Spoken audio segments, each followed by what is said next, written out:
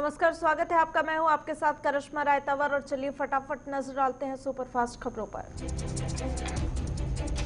गृह मंत्री अमित शाह 2 दिन के पश्चिमी बंगाल दौरे पर हैं। इस दौरान उन्होंने बांकुरा के पुआ बागान में बिरसा मुंडा की मूर्ति पर माल्यार्पण किया। अमित शाह ने बांकुरा में रविंद्र भवन में संगठन की बैठक में हिस्सा लिया और चतुर्डीही गांव में एक आदिवासी परिवार के यहां भोजन किया। इस दौरान अमित शाह ने कहा कि पश्चिम बंगाल में ममता सरकार के खिलाफ भयंकर जनाक्रोश है और इसके चलते बंगाल में परिवर्तन मोदी जी के नेतृत्व में ही आ सकता है। अमित शाह ने कहा कि जिस प्रकार के दमन का चक्र विशेषकर भाजपा के कार्यकर्ताओं पर ममता सरकार ने चलाया, उससे आने वाले दिनों में यहां भाजपा की सरकार 2/3 बहुमत से बनने जा रही है। अमित शाह ने कहा कि गरीबों, दलितों और पिछड़े वर्ग को लाभ पहुंचाने वाली मोदी सरकार की 80 से अधिक योजनाएं पश्चिम बंगाल में जरूरतमंदों तक नहीं पहुंच रही। बिहार विधानसभा चुनाव के लिए अंतिम और तीसरे चरण के चुनाव प्रचार का आज आखिरी दिन है। तीसरे चरण के लिए 7 नवंबर को मतदान होंगे। लोजपा अध्यक्ष चिराग पासवान ने नीतीश कुमार पर एक बार फिर से निशाना साधा और कहा कि मुख्यमंत्री पर 10 तारीख के बाद तेजस्वी के सामने नतमस्तक होने का आरोप लगाया है। बिहार के पूर्व मुख्यमंत्री जीतन राम मांझी ने प्रदेश में एक बार फिर से नीतीश कुमार के नेतृत्व में सरकार बनने का दावा किया और कहा कि बिहार के लोगों के लिए एक बार फिर से चुनाव में विकास ही मुद्दा है। वहीं महागठबंधन पर निशाना साधते हुए जीतन राम मांझी ने कहा कि लोग हुल्लड़बाज और शरारती तत्वों को सत्ता में आने से रोकें। सीएम अरविंद केजरीवाल ने प्रदूषण और कोरोना से जंग लड़ने के लिए आज दिल्ली वासियों का आह्वान करते हुए दिवाली में पटाखे न जलाने और एक साथ लक्ष्मी पूजन करने की अपील की। सीएम केजरीवाल ने कहा कि सभी लोग दिवाली के दिन 7:39 पर एक साथ लक्ष्मी पूजन करें और कोरोना और प्रदूषण को भगाने का संकल्प लें। राजधानी दिल्ली में कोरोना के बढ़ते मामलों को देखते हुए दिल्ली सरकार ने आज एक हाई लेवल बैठक बुलाई और बैठक में आईसीयू बेड, वेंटिलेटर और बेड पर चर्चा की गई। आत्महत्या के लिए उकसाने के 2 साल पुराने मामले में गिरफ्तार अर्णब गोस्वामी ने मुंबई उच्च न्यायालय में जमानत याचिका दायर की, जिस पर आज सुनवाई हो सकती है। कानपुर के बिकरू कांड में एसआईटी की रिपोर्ट में कुल 80 लोगों पर आरोप सही पाए गए। आरोपियों में 50 पुलिस वाले भी शामिल हैं। वाराणसी के माफिया विरोधी मंच के अध्यक्ष सुधीर सिंह ने मुख्तार अंसारी की सदस्यता रद्द करने के लिए विधानसभा अध्यक्ष हृदय नारायण दीक्षित के पास आवेदन दिया है। राष्ट्रीय हरित प्राधिकरण यानी कि एनजीटी ने पटाखों को 7 नवंबर से 30 नवंबर के बीच बैन करने को लेकर अपना फैसला सुरक्षित कर लिया। जम्मू कश्मीर में सुरक्षा बलों ने एक और लिस्ट तैयार की है। इस लिस्ट में 7 आतंकियों को टॉप पर रखा गया, जिन्होंने देश में आतंक फैलाने में बड़ी भूमिका निभाई है। यूपी में बच्चों को शिक्षा और अन्य सुविधाएं मुहैया कराने के लिए प्रदेश के सभी मदरसों को ऑनलाइन किया जाएगा। इसके लिए प्रदेश के सभी मदरसों और उनके छात्रावासों में रह रहे बच्चों का डाटा एकत्र किया जा सकता है।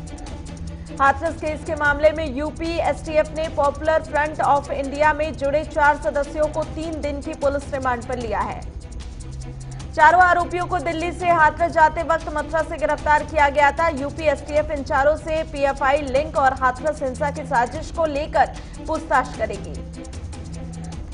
केंद्रीय मंत्री गिरिराज सिंह ने यूपी और हरियाणा की तरह बिहार में भी लव जिहाद के साथ साथ जनसंख्या नियंत्रण कानून लागू करने की बात कही है।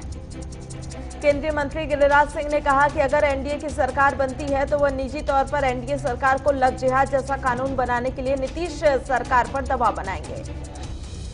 मुख्यमंत्री योगी आदित्यनाथ का कहना है कि बिहार में एनडीए की सरकार दोबारा बनेगी तो घुसपैठियों को देश के बाहर निकाला जाएगा।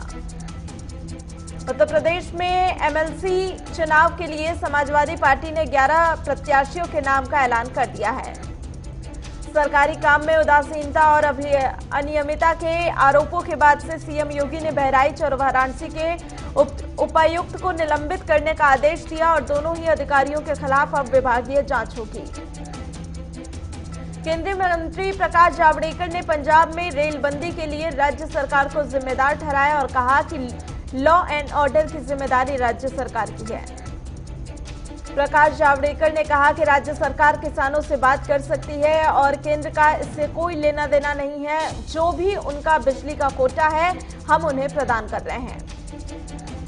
सीएम शिवराज के बाद अब मध्य प्रदेश विधानसभा के प्रोटेम स्पीकर ने यूपी के सीएम योगी आदित्यनाथ को चिट्ठी लिखकर लव जिहाद कानून के मसौदे की मांग की है। प्रोटेम स्पीकर रामेश्वर शर्मा का कहना है कि जिस तरह से बदलकर लड़की को धोखा दिया जाता है और फिर उसके साथ जो कुछ भी होता है, ऐसे में जरूरी है कि देश भर में इसके लिए एक सा कानून बने। हरियाणा विधानसभा के मानसून सत्र का दूसरा चरण हंगामेदार रहने के आसार हैं। आज से शुरू हुए सत्र में नए कृषि कानून पर गर्मागर्म बहस और नोकझोंक हो सकती है। मध्य प्रदेश की राजधानी भोपाल में कांग्रेस विधायक आरिफ मसूद के कॉलेज पर प्रशासन ने बुलडोजर चलाया। विधायक के कॉलेज पर यह कार्रवाई 4 अवैध हिस्से को लेकर की गई। दिवाली के ठीक पहले मध्य प्रदेश सरकार ने बड़ा फैसला करते हुए देवी देवताओं के चित्र वाले पटाखे के बेचने पर बैन लगा दिया। सीएम शिवराज सिंह चौहान ने गृह मंत्रालय की बैठक में इस बाबत निर्देश भी जारी किए। बैठक में फैसला किया गया कि मध्य प्रदेश में विदेशी पटाखों की बिक्री पर बैन रहेगा। साथ ही पटाखे बेचने पर 2 साल की सजा का प्रावधान भी रखेगा। सीएम शिवराज ने जनता से दिवाली पर चाइना का सामान, लाइट और दिए न खरीदने की अपील करते हुए कहा कि कुम्हारों से दिए लें, वोकल फॉर लोकल बने और स्वदेशी अपनाएं। कोरोना महामारी के कारण अभी तक बंद चल रहे सिनेमा हॉल, थिएटर और नाट्यगृह को महाराष्ट्र सरकार ने आज से खोलने की अनुमति दे दी है।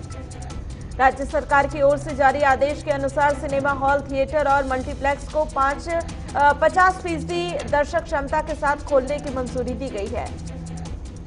भारत सरकार ने मित्र देशों की मांग पर अगले 2 साल में राष्ट्रीय रक्षा कॉलेज एनडीसी में सीटों की संख्या 100 से बढ़ाकर 120 करने का फैसला किया। जम्मू कश्मीर में जिला विकास परिषद के 8 चरणों में होने जा रहे चुनाव में पश्चिमी पाकिस्तानी रिफ्यूजी 7 दशक में पहली बार पंचायत स्तरीय चुनाव में मतदान कर पाएंगे।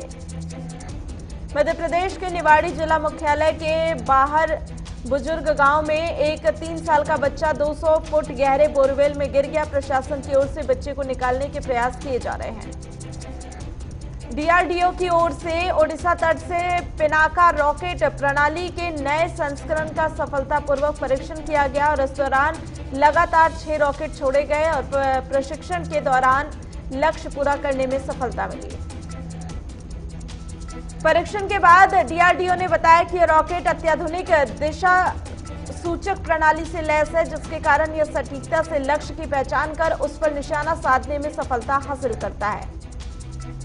WWF यानी कि विश्व वन जीवन कोष की ताजा रिपोर्ट में सामने आया है कि आने वाले सालों में भारत गंभीर जल संकट से दो चार होगा। इस रिपोर्ट के अनुसार भारत के 30 शहरों में 2050 तक पानी का बड़ा संकट होगा। इसमें दिल्ली, कानपुर, जयपुर, इंदौर, मुंबई, चंडीगढ़ और लखनऊ जैसे शहर हैं। राष्ट्रीय राजधानी में आज सुबह हवा की गुणवत्ता में भारी गिरावट देखने को मिली है, यानी कि दिल्ली में हवा बेहद खराब से गंभीर श्रेणी में पहुंच गई है। दिल्ली में वायु गुणवत्ता सूचकांक 450 के पार पहुंच गया। हवा की गुणवत्ता से ज्यादा खराब होने और प्रदूषण में भारी धुंध की चादर ने दिल्ली वालों के लिए सांस लेना भी दुर्लभ कर दिया है। हवा की चाल धीमी होने की वजह से भी प्रदूषण को बढ़ने में सहायता मिली है। अनुमान है कि आगामी 2 से 3 दिनों तक हवा का स्तर बहुत खराब श्रेणी में ही बने रहने की संभावना है। केंद्रीय स्वास्थ्य एवं परिवार कल्याण मंत्रालय के मुताबिक पिछले 24 घंटे में संक्रमण के 50,209 नए मामले दर्ज किए गए। वहीं वायरस के कारण 704 मरीजों ने अपनी जान गंवाई। देश में कोरोना वायरस से संक्रमित होने वाले लोगों की कुल संख्या 83,64,086 हो गई है। वहीं देश में अब तक कुल 1,24,315 लोगों की कोरोना के चलते मौत हुई। राजधानी दिल्ली में पिछले 8 में से 7 दिन रोज 40 से ज्यादा लोगों ने संक्रमण के चलते दम तोड़ दिया। इतना ही नहीं, दिल्ली में मृत्यु दर राष्ट्रीय औसत से काफी ज्यादा है। महाराष्ट्र में अब तक 16,92,693 लोग कोरोना वायरस से संक्रमित हो चुके हैं। इनमें से 44,248 लोगों की मौत हुई है। बीजापुर महानगर पालिका के कमिश्नर ने लोगों को कोरोना के प्रति अलर्ट रहने को कहा और मास्क लगाने और सोशल डिस्टेंसिंग का पालन करने की अपील की। शोपिया में बंदूक से लैस लुटेरों ने जम्मू कश्मीर बैंक की कैश वैन से 60 लाख लूट कर भाग गए। पुलिस मामले की जांच कर रही है। गिरिडीह के बिरहोर समुदाय के लोगों ने जमीन पर अवैध कब्जे के खिलाफ शिकायत की और जिलाध्यक्ष के उचित कार्रवाई की मांग की। पूर्णिया डीएम ने विधानसभा चुनाव में अधिक मतदान के लिए कैंडल मार्च निकाला और लोगों से मतदान करने की अपील की। बस्ती के विक्रमजोत का एकमात्र धान क्रय केंद्र बंद पड़ा है और इसके चलते किसान धान क्रय केंद्र में धान बेचने से वंचित है। अर्णव गोस्वामी की गिरफ्तारी पर हिमाचल प्रदेश के पूर्व सीएम प्रेम कुमार धूमल ने कहा कि महाराष्ट्र में आपातकाल लौट आया है। कांग्रेस जब भी सत्ता में आती है तो प्रजातंत्र के चौथे स्तंभ को अपमानित करने का प्रयास करती है। यूपी के स्वास्थ्य मंत्री जय प्रताप सिंह ने कहा कि पूरे प्रदेश में एक सर्कुलर जारी कर अवैध अस्पतालों और पैथोलॉजी को चिन्हित करने का निर्देश जारी किया गया।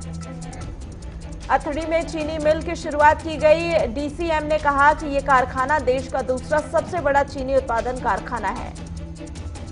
कुल्लेगाल में पुलिस ने 7 लोगों को अवैध बंदूकों के साथ गिरफ्तार किया। जंगली जानवरों के शिकार करने की शिकायतें लगातार मिल रही थी। मुरादाबाद में इंडियन यूनियन मुस्लिम लीग ने फ्रांस के राष्ट्रपति के बयान के खिलाफ प्रदर्शन किया और भारत सरकार से फ्रांस सरकार पर दबाव बनाने की अपील की। औरैया में राष्ट्रीय पंचायती राज ग्राम प्रधान संगठन ने 6 सूत्रीय मांगों का ज्ञापन डीएम को सौंपा और छोटी ग्राम पंचायतों को शौचालय और पंचायत भवन निर्माण के लिए अलग से बजट देने की मांग की। मुजफ्फरनगर में क्रांति सेना ने आतिशबाजी के भंडार के बंद कराने की मांग को लेकर डीएम को ज्ञापन सौंपा। साथ ही देवी देवताओं के चित्र छपे पटाखों की बिक्री पर भी रोक लगाने की मांग की। कर्नाटक के सांसद भगवंत खुफा पर पूर्व मंत्री ने घपला करने का आरोप लगाया और खुली चर्चा के लिए बुलाया था, लेकिन सांसद नहीं पहुंचे। देहरादून में मिठाई दुकानदारों को निर्देश दिए हैं कि लोगों को जो भी खाद्य पदार्थ दिए जाएंगे उन पर कोरोना से बचाव स्लोगन का चिट होना अनिवार्य है। चामराजनगर में हाथी के हमले के चलते एक बुजुर्ग किसान की मौत हो गई। फॉरेस्ट एरिया रहने से हाथियों का झुंड निकलने रहता है। छत्तीसगढ़ बीजेपी द्वारा किए गए सेवा कार्यों की पुस्तिका का विमोचन कार्यक्रम आयोजन किया गया, जिसमें बीजेपी ने सेवा संगठन नाम की पुस्तिका का विमोचन किया। रायसेन में करवा चौथ का पर्व धूमधाम से मनाया गया। बाजारों में खूब रौनक दिखाई दी। बीजापुर में अपराधी पर फायरिंग की गई। फायरिंग के दौरान एक व्यक्ति की मौके पर ही मौत हो गई। वरिष्ठ कांग्रेस नेता और पूर्व विधायक कुलदीप पठानिया ने बीजेपी सरकार को महंगाई पर घेरा और कहा कि बीजेपी आपसी खींचतानी के चलते लोगों का ध्यान महंगाई से भटका रही है। उत्तराखंड सरकार ने किसानों की फसल को उचित रेट पर लेने का मन बना लिया। सरकार पहाड़ी क्षेत्रों में किसानों द्वारा उगाई जा रही कोदा झुंगारों को उचित रेट पर लेगी। बाजार में शानदार तेजी है। सेंसेक्स 41,175.96 पर और निफ्टी 12,076.60 पर कारोबार कर रहा है। आज भी पेट्रोल डीजल के दामों में कोई बदलाव नहीं हुआ। दिल्ली में डीजल 70 रुपए 46 पैसे और पेट्रोल 81 रुपए 6 पैसे प्रति लीटर पर टिका है। आयकर विभाग ने अब तक 1.29 लाख करोड़ रुपए का रिफंड जारी किया और 94,370 करोड़ रुपए का कंपनी टैक्स रिफंड किया गया है। पेटीएम ने एसबीआई के साथ 2 क्रेडिट कार्ड लॉन्च किए। चुनिंदा ग्राहकों को पहले उपयोग का मौका मिलेगा। दिवालिया हो चुकी जेट का प्रदर्शन दूसरी एयरलाइंस के मुकाबले सबसे अच्छा रहा। इस साल 150% का रिटर्न दिया। एचपीसीएल के बोर्ड ने शेयर बायबैक को मंजूरी दे दी है और इस बायबैक के तहत 10 करोड़ शेयर वापस लिए जाएंगे। मार्क्स एंड स्पेंसर को 851 करोड़ रुपए का नुकसान हुआ। एक साल पहले 1543 करोड़ का फायदा हुआ था। कैट ने अमेजन पर फेमा नियमों के उल्लंघन का आरोप लगाया और वित्त मंत्रालय से शिकायत की। जैक मा के एंड ग्रुप के भविष्य पर बड़ा संकट मंडरा रहा है। बैंक के फंड पर रोक लगाकर चीन और बड़ी कार्रवाई कर सकता है। आईसीआईसीआई बैंक और वीडियोकॉन लोन मामले में ईडी ने बैंक के पूर्व सीईओ चंदा कोचर और उनके पति और 7 अन्य के खिलाफ मनी लॉन्ड्रिंग के तहत चार्जशीट दाखिल की।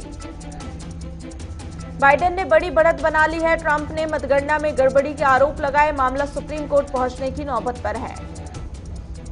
उपराष्ट्रपति पद की उम्मीदवार कमला हैरिस ने चुनावी मतगणना के बीच ट्वीट किया और कहा कि हर एक वोट को गिना जाना चाहिए।